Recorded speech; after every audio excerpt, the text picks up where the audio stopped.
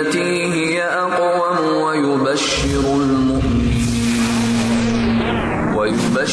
المؤمنين الذين يعملون الصالحات أن لهم أجرا كبيرا۔ السلام علیکم ورحمۃ اللہ وبرکاتہ۔ محترم ناظرین، آج کی نشست میں آپ حضرات کا استقبال ہے۔ الحمدللہ کفا وسلام علی عبادہ الذین اصطفیٰ، اما بعد۔ آج کی نشست میں سورہ انفال سورہ نمبر 8 میں آیت نمبر 1 سے 19 تک 19 آیتیں ہیں۔ اعوذ باللہ من الشیطان الرجیم، بسم اللہ الرحمن الرحیم۔ یسألونک عن الانفال قل الانفال للہ والرسول فاتقوا اللہ واصلحوا ذات بینکم واطیعوا اللہ ورسولہ ان کنتم مؤمنین۔ اے نبی، وہ آپ سے مال غنیمت کے بارے میں پوچھتے ہیں، کہہ دیجئے مال غنیمت اللہ اور اس کے رسول کے لیے ہے، لہٰذا تم اللہ سے ڈرو اور باہمی اصلاح کر لو، اور اللہ اور اس کے رسول کی اطاعت کرو اگر تم مومن ہو۔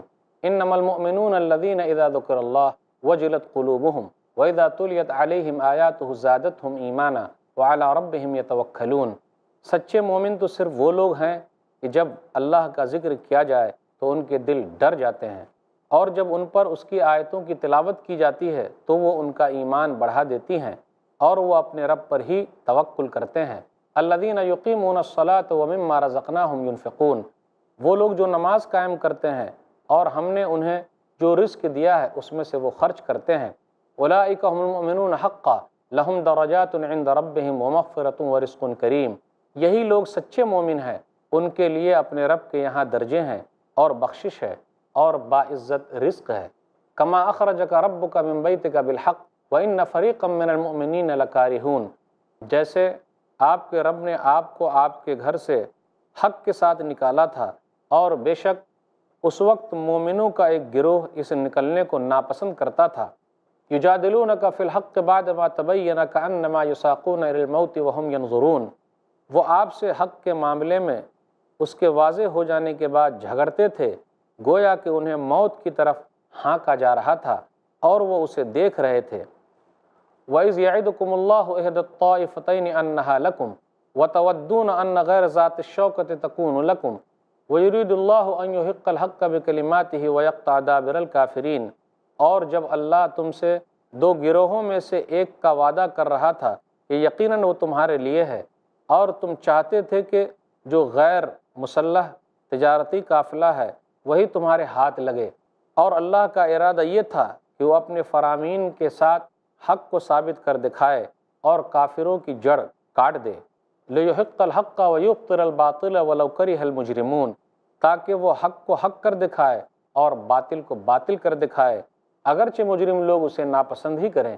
اِذْ تَسْتَغِيثُونَ رَبَّكُمْ فَاسْتَجَابَ لَكُمْ أَنِّي مُمِدُّكُمْ بِأَلْفٍ مِّنَ الْمَلَائِكَةِ مُرْدِفِينَ، یاد کرو جب تم اپنے رب سے فریاد کر رہے تھے تو اس نے تمہاری فریاد قبول کر لی اور کہا، بے شک میں ایک دوسرے کے پیچھے آنے والے 1000 فرشتوں سے تمہاری مدد کروں گا۔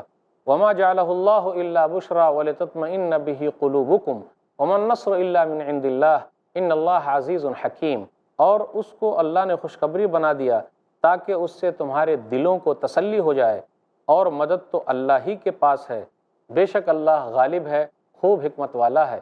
اذ یغشیکم النعاس امنۃ منہ وینزل علیکم من السماء ماء لیطہرکم بہ ویذہب عنکم رجز الشیطان ولیربط علی قلوبکم ویثبت بہ الاقدام، یاد کرو جب وہ اپنی طرف سے تمہیں امن و سکون دینے کے لیے تم پر اونگ طاری کر رہا تھا اور آسمان سے تم پر بارش برسا رہا تھا تاکہ تمہیں اس کے ذریعے سے پاک کر دے اور تم سے شیطانی وسوسوں کو لے جائے، اور تاکہ تمہارے دلوں کو مضبوط کر دے، اور تاکہ اس کی وجہ سے تمہیں ثابت قدم رکھے۔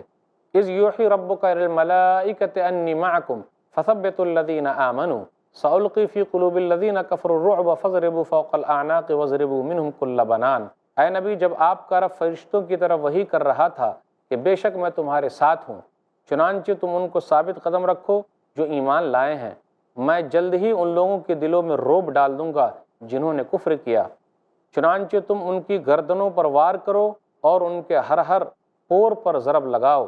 ذالک بانہم شاقوا اللہ ورسولہ ومن یشاقق اللہ ورسولہ فإن اللہ شدید العقاب، یہ اس لیے کہ بے شک انہوں نے اللہ اور اس کے رسول کی مخالفت کی، اور جو کوئی اللہ اور اس کے رسول کی مخالفت کرے گا تو یقیناً اللہ سخت سزا دینے والا ہے۔ ذالکم فذوقوہ وان للکافرین عذاب النار، پس تم یہ سزا چکھو اور بے شک کافروں کے لیے دوزخ کا عذاب تیار ہے۔ یا ایھا الذین آمنوا اذا لقیتم الذین کفروا زحفا فلا تولوہم الادبار، اے ایمان والو جب تمہارا ان لوگوں کے لشکر سے مقابلہ ہو جنہوں نے کفر کیا تو تم ان سے پیٹھے نہ پھیرو۔ وَمَن يُوَلِّهِمْ يَوْمَئِذٍ دُبُرَهُ إِلَّا مُتَحَرِّفًا لِقِتَالٍ أَوْ مُتَحَيِّزًا إِلَىٰ فِئَةٍ فَقَدْ بَاءَ بِغَضَبٍ مِّنَ اللَّهِ وَمَأْوَاهُ جَهَنَّمُ وَبِئْسَ الْمَصِيرُ، اور جو شخص اس دن ان سے پیٹھ پھیرے گا سوائے اس شخص کے جو لڑائی کے لیے پینترا بدلنے والا ہو یا اپنے کسی گروہ کی پناہ لینے والا ہو، تو یقیناً وہ اللہ کا غضب لے کر لوٹا اور اس کا ٹھکانہ جہنم ہے، اور وہ بہت بری لوٹنے کی جگہ ہے۔ فَلَمْ تَقْتُلُوهُمْ وَلَٰكِنَّ اللَّهَ قَتَلَهُمْ وَمَا رَمَيْتَ إِذْ رَمَيْتَ وَلَٰكِنَّ اللَّهَ رَمَىٰ وَلِيُبْلِيَ الْمُؤْمِنِينَ مِنْهُ بَلَاءً حَسَنًا إِنَّ اللَّهَ سَمِيعٌ عَلِيمٌ، چنانچہ تم نے انہیں قتل نہیں کیا بلکہ اللہ ہی نے انہیں قتل کیا، اور اے نبی جب آپ نے مٹھی بھر خاک ان کی طرف پھینکی تو وہ آپ نے نہیں پھینکی بلکہ اللہ نے پھینکی، اور تاکہ وہ مومنوں کو اپنی طرف سے اچھے انعام سے نوازے، بے شک اللہ خوب سننے والا خوب جاننے والا ہے۔ ذالکم ان اللہ موہن کید الکافرین، یہ تھی ہماری حکمت، اور بے شک اللہ کافروں کی چال کمزور کرنے والا ہے۔ ان تستفتحوا فقد جاءکم الفتح وان تنتہوا فہو خیر لکم وان تعودوا نعد ولن تغنی عنکم فئتکم شیئا ولو کثرت وان اللہ مع المؤمنین، کافروں سے کہہ دیجئے اگر تم فیصلہ مانگتے تھے تو فیصلہ تمہارے سامنے آ گیا، اور اگر تم باز آ جاؤ تو وہ تمہارے حق میں بہتر ہے، اور اگر تم دوبارہ پہلے کی طرح کرو گے تو ہم بھی پھر اسی طرح کریں گے، تمہیں سزا دیں گے، اور تمہاری جماعت اگرچہ زیادہ ہی ہو وہ تمہیں ہرگز کچھ فائدہ نہ دے گی، اور بے شک اللہ مومنوں کے ساتھ ہے۔ ناظرین اکرام، ابھی آپ نے سورہ انفال سورہ نمبر 8 میں شروع کی 19 آیتیں سنی، اس کا ترجمہ سنا۔ خلاصہ کچھ یوں بیان کیا گیا کہ مال غنیمت کے بارے میں ذکر ہے کہ وہ لوگ آپ سے انفال یعنی مال غنیمت کے بارے میں پوچھتے ہیں، پھر اس کے بعد یہ بیان کیا جا رہا ہے کہ لوگوں کو چاہیے کہ وہ اللہ تعالیٰ سے ڈرے، آپس میں صلاح و مشورہ کرے اور آپس کے جھگڑے کو ختم کرے، تقویٰ کی زندگی اختیار کرے۔ نیک لوگوں کے اوصاف بیان کیے گئے، وہ لوگ ہیں جو نماز قائم کرتے ہیں، ہم نے جو دیا ہے اس میں وہ خرچ کرتے ہیں، ان کے ایمان میں تازگی آ جاتی ہے، تو نیک لوگوں کا تذکرہ ہوا۔ اس کے بعد غزوہ بدر کا تذکرہ ہے کہ کس طریقے سے اللہ تعالیٰ نے غزوہ بدر میں فرشتوں کے ذریعے سے مسلمانوں کی مدد فرمائی، تو ایک لمبا واقعہ اس سلسلے میں بیان کیا گیا ہے۔ تو آئیے ذرا دیکھتے ہیں۔ یسألونک عن الانفال قل الانفال للہ والرسول، سورہ انفال یہ سورہ نمبر 8 ہے، مدنی سورہ ہے، اس کے اندر 75 آیتیں ہیں۔ انفال نفل کی جمع ہے، نفل کے معنی زائد ہے، یہ اس مال و اسباب کو کہا جاتا ہے جو بغیر لڑائی کے حاصل ہو جائے، جو کافروں کے ساتھ جنگ میں حاصل ہو، اس کو غنیمت کہا جاتا ہے، مال غنیمت۔ پچھلے لوگوں کے لیے یہ چیز جائز نہیں تھی، یعنی مال غنیمت ان کے لیے جائز نہیں، لیکن اللہ تعالیٰ نے امت محمدیہ کے لیے مال غنیمت کو جائز قرار دیا۔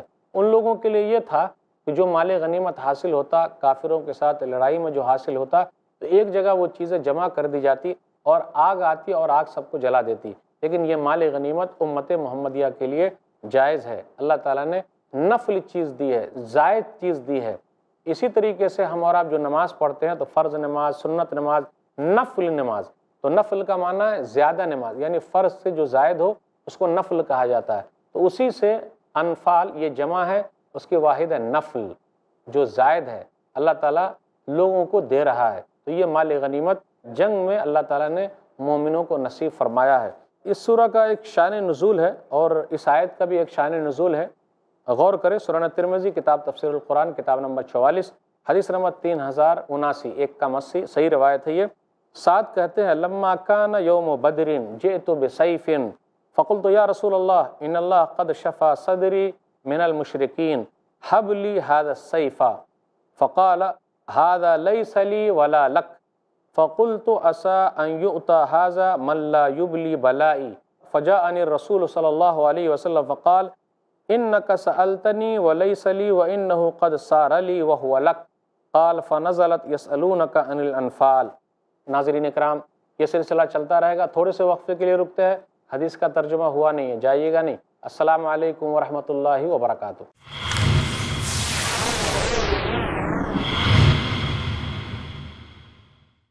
اللہ کے ایک ہونے کا اقرار، اللہ نے فرمایا میں تنہا ہوں، نہ میں نے کسی کو جنم دیا، نہ مجھے کسی نے جنم دیا، اور نہ میرا کوئی ہمسر اور برابر ہے۔ انسانیت اور امن کا پرچار، اے لوگو، سلام کو عام کرو، آپس میں صلہ رحمی کرو، نفس کو شر سے محفوظ رکھنے کی ہدایت، آخرت کی ابدی زندگی کے سامنے دنیا کی زندگی کی کوئی حیثیت نہیں ہے۔ تقوی اور پرہیزگاری کی دعوت، اس سے پہلے کہ وہ گھڑی آئے جب بندہ یہ کہے کہ اے پروردگار اگر تو نے مجھے اور دنیا میں موقع دیا تو میں نیک بن جاؤں گا، لیکن اس وقت کوئی موقع نہیں دیا جائے گا۔ پیغام قرآن جانیے شیخ سلطان سیف محمدی کے ساتھ ہر بدھ دوپہر 3 بجے اور رات 9 بجے صرف i+ TV پر، بہتر زندگی کے لیے۔ ہدایتوں کا سمندر ہے اور اہل زندگی کا رہبر، قرآن میں آیا ہے دنیا اور آخرت کا منظر، راہ حق ہے راہ نجات قرآن مجید کی ہر تعلیمات، تھام لو دامن اس کا کر لو آسان روز محشر کا سفر۔ تعارف قرآن شیخ ارشد بشیر مدنی سے جانیے موجودہ اور جدید اعتراضات کے مضبوط جوابات، جلد آ رہا ہے صرف i+ TV پر، بہتر زندگی کے لیے۔ اپنے DTH اور کیبل آپریٹر سے آج ہی سمپرک کریں۔ Free to year.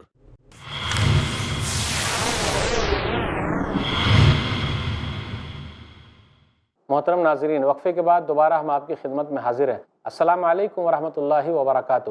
وقفے سے پہلے ایک حدیث پڑھی گئی تھی، اس کا ترجمہ یہ ہے۔ سعد بن مالک رضی اللہ تعالیٰ عنہ کہتے ہیں، غزوہ بدر کے دن میں ایک تلوار لے کر آیا اور نبی صلی اللہ علیہ وسلم سے کہا کہ آپ یہ تلوار مجھے دے دیجئے، مجھے بڑی خوشی ہو رہی ہے کہ اللہ تعالیٰ نے مشرکوں کا کام تمام کر دیا اور ہم لوگوں کو اللہ تعالیٰ نے جیت دلا دی ہے، تو یہ تلوار مجھے آپ دے دیجئے۔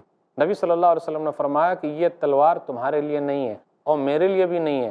تو میں نے کہا شاید یہ تلوار اسے دے دی جائے جس نے میری طرح داد شجاعت حاصل نہیں کی۔ رسول اللہ صلی اللہ علیہ وسلم میرے پاس آئے کچھ وقت کے بعد اور کہا تم نے مجھ سے وہ تلوار مانگی تھی جو میرے لیے نہیں تھی، لیکن اب وہ مجھے دے دی گئی ہے، تو اب وہ تلوار میں تمہیں دیتا ہوں۔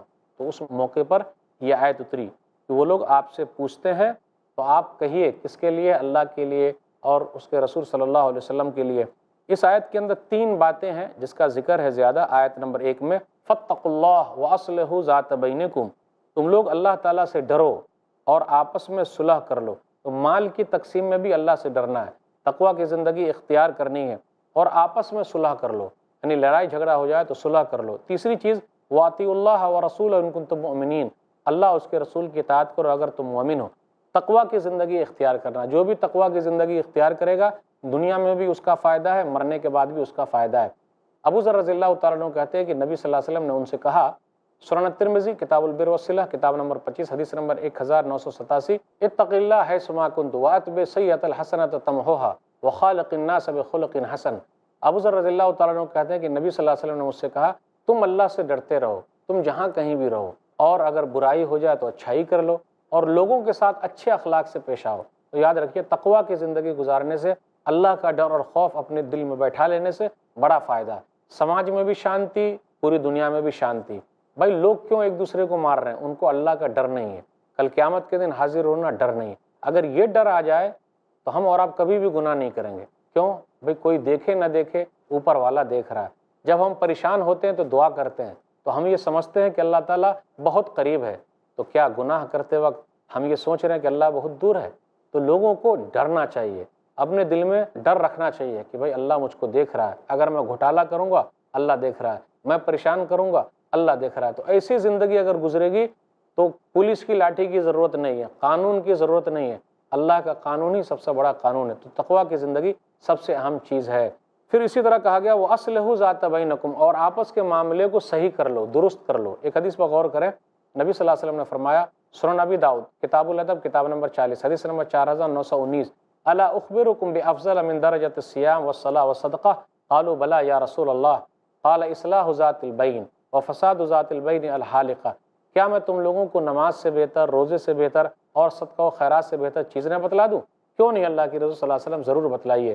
تو نبی صلی اللہ علیہ وسلم نے فرمایا آپس میں صلح کرا دینا۔ پھر اس کے بعد کہا وہ فساد ذات البین الحالقہ، اور آپس کا لڑنا جھگڑنا دین کو موڑ دیتا ہے۔ تو صلح کرنا یہ سب سے اہم چیز ہے، صلح کروا دینا سب سے اہم چیز ہے۔ کاش ایسا ہوتا، لیکن ایسا بہت کم ہوتا ہے۔ جب لڑائی جھگڑا ہوتا ہے تو کیا کچھ لوگ ان کی طرف ہو گئے، کچھ لوگ ان کی طرف ہو گئے، او بھائی پیچھے ہٹنا نہیں، چاہے جو بھی ہو جائے۔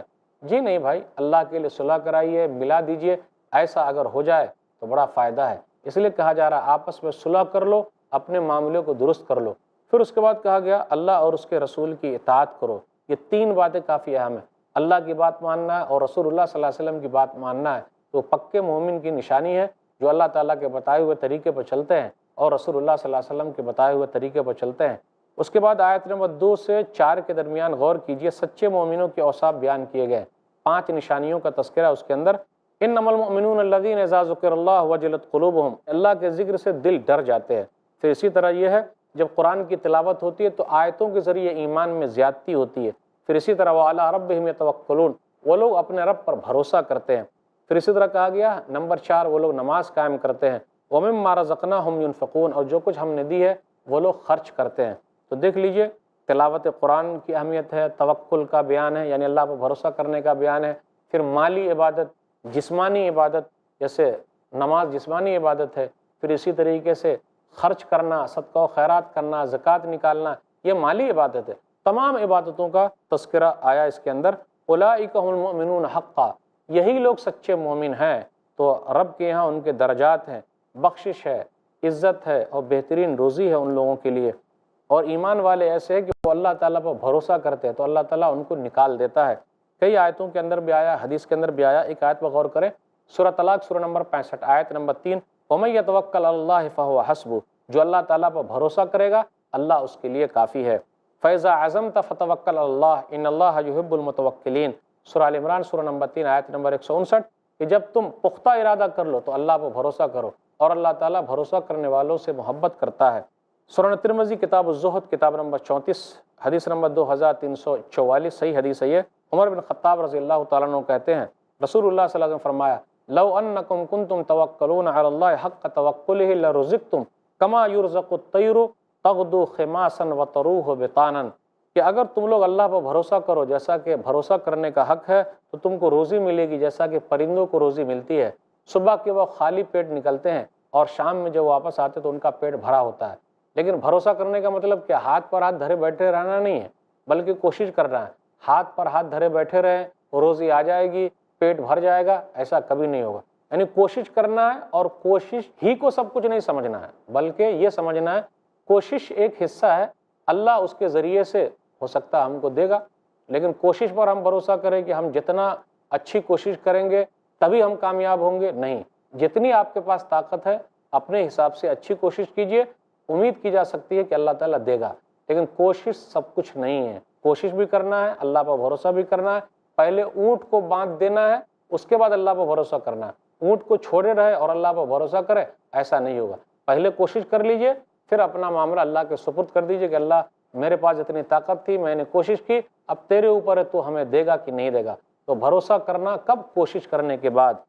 حدیث پر غور کریں، سنن ترمذی کتاب صفت القیامہ کتاب نمبر 35 حدیث نمبر 2517، انس بن مالک رضی اللہ تعالیٰ عنہ کہتے ہیں کہ ایک آدمی نبی صلی اللہ علیہ وسلم کے پاس آیا اور کہا اعقلھا وتوکل او اطلقھا وتوکل، کہ میں اپنی اونٹنی کو باندھ دوں اللہ پر بھروسہ کروں یا اپنی اونٹنی کو چھوڑ دوں اللہ پر بھروسہ کروں؟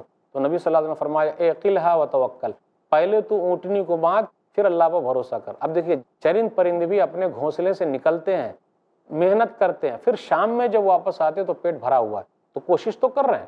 تو کوشش ہی سب کچھ نہیں ہے، اللہ پر بھروسہ کرنا کہ اللہ تعالیٰ دلائے گا، لیکن محنت کیجئے، پہلے اونٹ کو باندھ دیجئے پھر اللہ پر بھروسہ کیجئے۔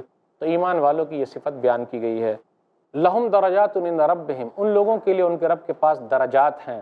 ایک حدیث کے اندر آیا صحیح مسلم کتاب الجنہ و نعیمہا کتاب نمبر 51 حدیث نمبر 2831، ابو سعید خدری رضی اللہ تعالیٰ عنہ کہتے ہیں کہ رسول اللہ صلی اللہ علیہ وسلم نے فرمایا بے شک اعلیٰ درجے والے نچلے درجے والے کو دیکھیں گے جس طرح تم روشن ستارے کو آسمان کے مشرق و مغرب کے کناروں میں سے دیکھتے ہو، مرتبے کی وجہ سے، فضیلت کی وجہ سے ایسا ہوگا۔ صحابہ کرام نے کہا یہ تو انبیاء کرام ہوں گے جن کا مقام و مرتبہ اتنا اونچا ہے۔ ہم کیسے پا سکیں گے؟ کہا اس ذات کی قسم جس کے ہاتھ میں میری جان ہے، یہ تو وہ لوگ ہی ہوں گے جو اللہ پر ایمان لائے اور رسول کی تصدیق کی۔ آیت نمبر 5 سے آیت نمبر 19 تک 15 آیتوں میں غزوہ بدر کا تذکرہ ہے کہ نبی صلی اللہ علیہ وسلم نے لوگوں سے کہا تھا کہ بھئی نکلنا ہے، تو لوگ کیا کیے؟ شروع میں ذرا لگا کیسے نکلیں۔ لوگ چاہ رہے تھے کہ وہ جو قافلہ ابو سفیان کا قافلہ تھا جن کو پکڑنے کے لیے نکلے تھے، تو پھر کفار مکہ بھی نکل گئے اور جنگ ہو گئی، تو یہ لوگ چاہ رہے تھے کچھ مسلمان کہ بس وہ ہم کو قافلہ مل جاتا، لڑائی جھگڑا کرنا نہیں پڑتا۔ لیکن اللہ تعالیٰ نے یہ کہا کہ جی اللہ تعالیٰ ثابت کرنا چاہتا تھا کہ 313 تھے اور اللہ تعالیٰ نے ان لوگوں کو 1000 پر جیت دلا دی، تو یہ اللہ کو ثابت کرنا تھا تاکہ دودھ کا دودھ اور پانی کا پانی الگ ہو جائے۔ تو کچھ لوگ ڈر رہے تھے، پیچھے ہٹ رہے تھے، تو انہی کے بارے میں ذکر ہے کہ وہ لوگ پیچھے ہٹ رہے تھے۔ بالآخر اللہ تعالیٰ نے فرشتوں کے ذریعے ان کی مدد فرمائی۔ فرشتے 1000 فرشتے آئے غزوہ بدر کے اندر، مسلمانوں کے ساتھ رہے، لڑے، کافروں کے ساتھ لڑے، اور اللہ تعالیٰ نے اس طریقے سے مسلمانوں کو فتح نصیب فرمائی۔ لِيُحِقَّ الْحَقَّ وَيُبْطِلَ الْبَاطِلَ وَلَوْ كَرِهَ الْمُجْرِمُونَ، تاکہ حق واضح ہو جائے۔ فرشتوں کے ذریعے مدد کی حکمت کیا تھی؟ تاکہ یہ تم لوگوں کے لیے کامیابی ہو اور تمہارا دل بھی مطمئن ہو جائے۔ فرشتوں کا نزول ہوا۔ پھر اسی طریقے سے غزوہ احد کی طرح غزوہ بدر میں بھی اللہ تعالیٰ نے مومنوں پر اونگ طاری کر دی، تو یہ سکون کی علامت تھی۔ پھر اللہ تعالیٰ نے ایک انعام یہ کیا، فرشتے اللہ تعالیٰ نے نازل فرمائی۔ پھر اسی طریقے سے ایک انعام یہ ہوا، بارش ہوئی، تاکہ اللہ تعالیٰ تم لوگوں کو پاک و صاف کر دے۔ پھر یہ کہا گیا تمہارے دلوں کو اللہ تعالیٰ جما دے، تو آسمان سے بارش نازل کی، پانی کے ذریعے سے تم کو پاک کر دیا، اور شیطانی وسوسے کو اللہ تعالیٰ نے دور کر دیا۔ اور ایک انعام یہ بھی کیا، تمہارے دلوں کو مضبوط کر دیا۔ تو اللہ تعالیٰ کے طریقے پر جو چلے گا، رسول اللہ صلی اللہ علیہ وسلم کے طریقے پر جو چلے گا، اس کا فائدہ ہے۔ جو نافرمانی کرے گا اللہ کی اور اس کے رسول کی، تو اس کے لیے نقصان ہے۔ پھر اس کے بعد یہ کہا گیا کہ جو لوگ پیٹ پھیر کر بھاگ رہے ہیں انہیں ڈرنا چاہیے۔ ہاں، پیترا بدلنے کے لیے جا سکتے، یا چال چلنا ہو تو چل سکتے، جنگی چال کے تحت کر سکتے، پیترا بدل سکتے ہیں، پناہ لینے کی غرض سے ادھر ادھر جا سکتے ہیں، لیکن پیٹ پھیر کے بھاگنا نہیں۔ یہ بڑے گناہوں میں سے، کبیرہ گناہوں میں سے، اس لیے اس سے بچنا چاہیے۔ تو غزوہ بدر کے تعلق سے یہ چند باتیں تھیں، اور آج کے درس میں بس اتنا ہی۔ اللہ تعالیٰ سے دعا ہے اللہ تعالیٰ ہم لوگ کتاب و سنت پر چلنے کی توفیق دے۔ اللہ بدعت و خرافات سے دور رکھے، آمین۔ وآخر دعوانا الحمدللہ رب العالمین، وصلی اللہ علی نبینا محمد وآلہ وصحبہ اجمعین، والسلام علیکم ورحمۃ اللہ وبرکاتہ۔ طوبى لمن حفظ الكتاب بصدره فبدا وضيئا كالنجوم تألقا وتمثل القرآن في أخلاقه وفعاله فيه الفؤاد تعلقا وتلاه في جنح الدجى متدبرا۔ دین فار ٹینز، دیکھیے نثار نڈیاڈوالا کے ساتھ ٹین ایجرز کے لیے ایسا سبق جو زندگی کی سچائی کو اسلام کی نظروں سے محسوس کرا دے۔ ہر جمعہ دوپہر 3:30 بجے اور شام 7 بجے، صرف i+ ٹی وی پر، بہتر زندگی کے لیے۔